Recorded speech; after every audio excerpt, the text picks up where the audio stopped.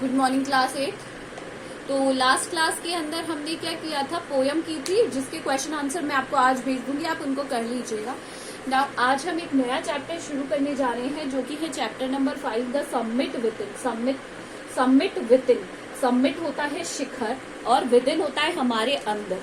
तो आंतरिक शिखर क्या है यहाँ पे, आंतरिक हमारे अंदर शिखर है ना, चोटी। ये कैसे है, ये टाइटल कैसे सूटेबल है, हम ये आगे पढ़ेंगे। ठीक है, ये लिखा गया है एचपीएस अहलूवालिया के द्वारा। कौन है, who is the writer? HPS Ahluwalia.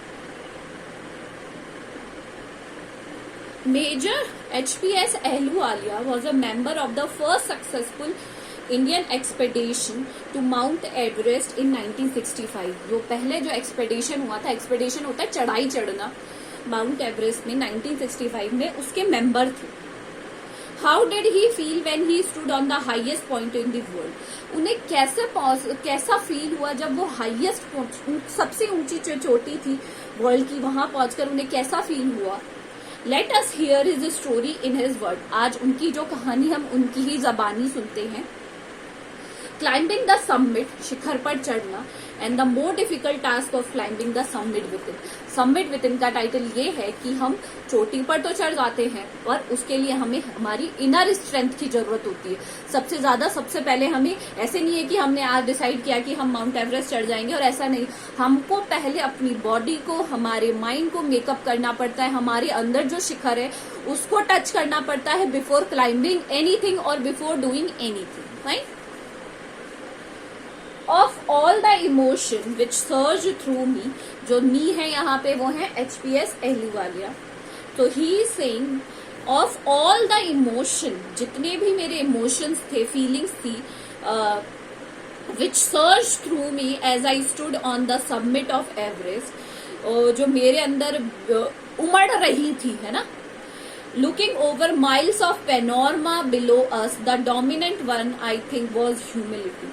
तो वो कह रहे हैं कि जब वो एवरेस्ट के शिखर पर खड़े थे तो हमारे नीचे जो मीलों दूर जो फैली हुई जो दृश्य था ना उनके आगे, उनको देखकर उनके जो मन में जो क्या आ रही थी वो थी एक विनम्रता।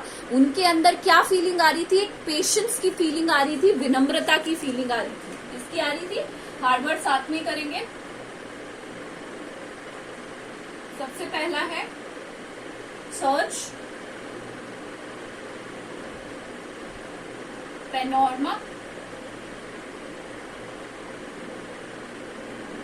डोमिनेंट,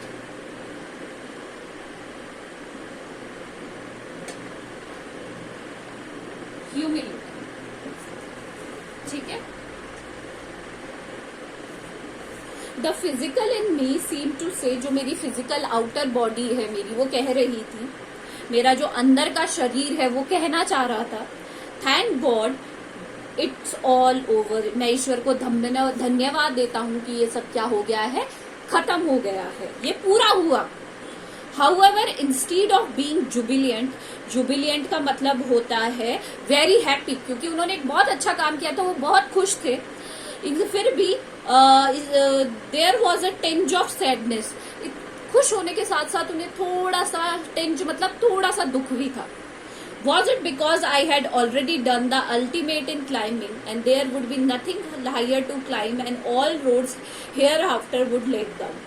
वो इसीलिए था, क्या वो इसलिए था क्योंकि मैंने अपनी जो दुनिया की सबसे ऊंची चढ़ाई है वो कंप्लीट कर ली है। अब सारे जो रास्ते हैं वो नीचे की तरफ जा रहे हैं, ऊपर की तरफ कोई रास्ता नहीं है।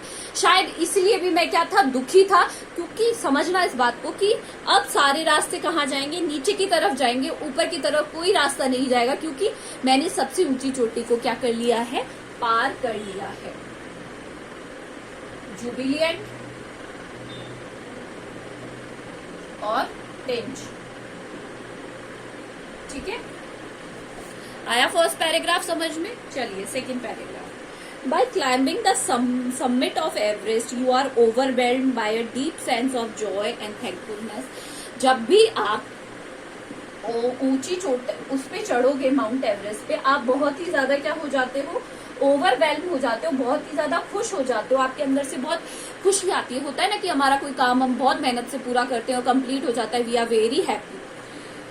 It is a joy which last a lifetime, और ये एक ऐसी खुशी है जो कि लाइफ टाइम मेरे साथ रहेगी। The experience changes you completely, ये जो एक ऐसा एक्सपीरियंस है, ऐसा अनुभव है जिसके कारण आप बिल्कुल बदल जाओगे। The man who has been to the mountain in never is never the same again, जो माउंटेन्स पे जो व्यक्ति गया जिसमें इतना दृढ़ संकल्प था, इतनी स्ट्रेंथ थी वहां चढ़ने की, वो अब कभी भी वापस नहीं आएगी। As I look back at life after climbing Everest, जब मैं अपनी लाइफ में देखता हूँ after climbing Everest, I cannot help remarking about the other summit, the summit of the mind, and no less formidable and no easier to climb. अब इस line का मतलब क्या है मैं बताती हूँ आपको। पहले एक हार्वर्ड लिखिए, फॉर्मिडेबल। तो यहाँ पे जो लेखक है वो ये कहना चाह रहे हैं कि जब उन्होंने एवरेस्ट की चढ़ाई चढ़ी, उसकी चढ़ने के बाद जब मैं जीवन की और लाइफ की तरफ मुड़कर देखता हूँ तो दूसरे शिखर के बारे में बिना कहे नहीं रह सकता। कौन सा शिखर है? वो मन का शिखर, जो कम चुनौतीपूर्ण नहीं रहा और चढ़ने में भी जरा भी अधिक आसान नहीं था। क्योंकि किसी भी काम करने के लिए ऐसा नहीं है कि हमें खुद रेडी होते हैं, सबसे पहले हमारी बॉडी रेडी होती है, नहीं, सबसे पहले हमारा माइंड मेकअप करना पड़ता है, उसके बाद हमारी जो बॉडी है हमें उसको तैयार करना पड़ता है, और उसके बाद हम जाकर कोई भी काम को अचीव कर सकते हैं लाइफ में। अगर हमारी बॉडी किसी भी काम के लिए रेडी नहीं है तो we can not do it. Even when getting down from the summit, जब मैं शिखर से उतर कर आया, once the physical exhaustion has gone, जब मेरी जो थकावट थी वो चली गई, I begin asking myself the question, मैंने अपने आप से ही ये सवाल पूछना शुरू किया, why I had climbed Everest, मैं क्यों चढ़ा हूँ एवरेस्ट पे। मैंने अपने आप से ही ये सवाल मेरे मन में आया, मैंने अपने आप से पूछा कि मैं क्यों चढ़ा एवरेस्ट पर। Why did the act of reaching the summit have such a hold on my imagination? शिखर की ये जो चढ़ाई का जो कार्य था, इसने मेरी कल्पनाओं पर ऐसी क्या पकड़ बना ली थी कि उसने मुझे वहां तक पहुंचा ही दिया।